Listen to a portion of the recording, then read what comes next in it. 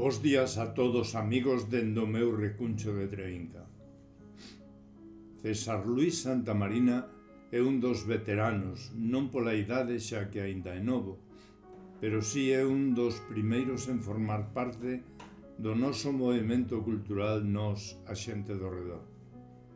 César Luís é un brillante escritor, un mestre da palabra e máis un protector da nosa lingua. O seu sentido do humor reflíctese sempre nos seus textos. Hoxe, nesta a súa quenda, diste espazo das madrugadas, leerei o seu ensaio filosófico que regálanos no número 19 da nosa revista e que se titula Ensaio sobre a veloz inseguridade do mundo.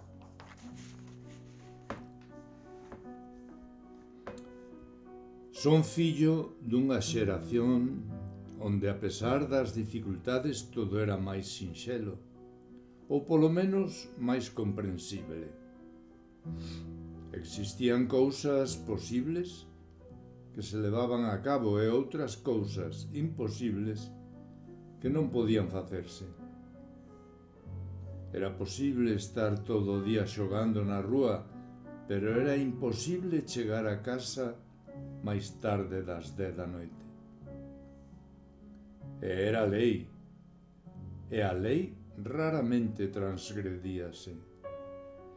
Preguntabaslle a túa nai se podías quedar na cama o luns pola mañá en lugar de ir ao cole, porque che doía a barriga, e contestábache imposible.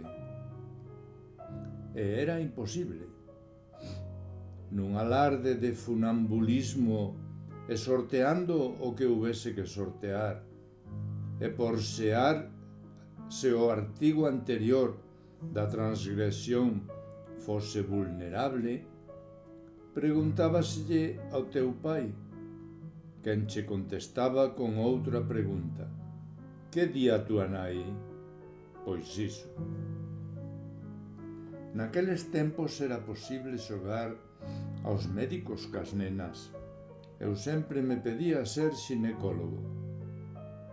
Saltar a corda con elas, bailar pegados, que é bailar, pero non era posible pasear as soas coa túa noiva. Tiñas que estar sempre visible para alguén. Certo é que a natureza nos proveu aos humanos de argucias e subterfuxios en cousas de jodienda. Ai, sí que nada era imposible. Pero ollo, se tiñas a sorte de coyuntar e que o gran xerminase, casabas. Era imposible librarse, e sabíalo, a non ser que foses Julio Iglesias. O cura, a presión social e as sacras leis do movimento impedían iso. Nos tempos en que fun novo, os fillos encargábanse de maneira natural, como sempre se fixo, en lugares habitados para iso, que adoitan ser variados. Facíanse sempre manipulacións extrañas, salvo aquelas que ditase a imaginación dos axentes que a facían ser soamente dous. Nestes tempos en que deixei de ser tan novo, a inseguridade asexan, descoñecemos que é imposible, todo parece posible.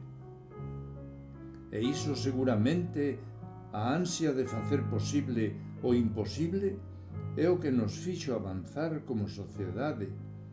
Pero por Deus, non tan rápido, que os xeonllos xa non responden.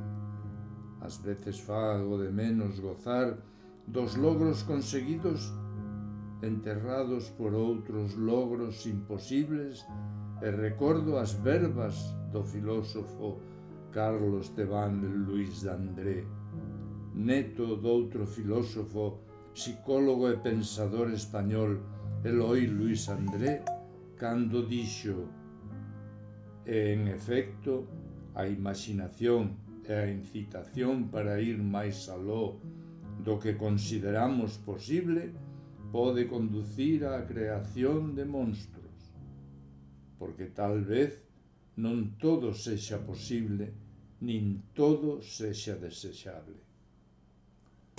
Moitas gracias, César Luis. Apertas.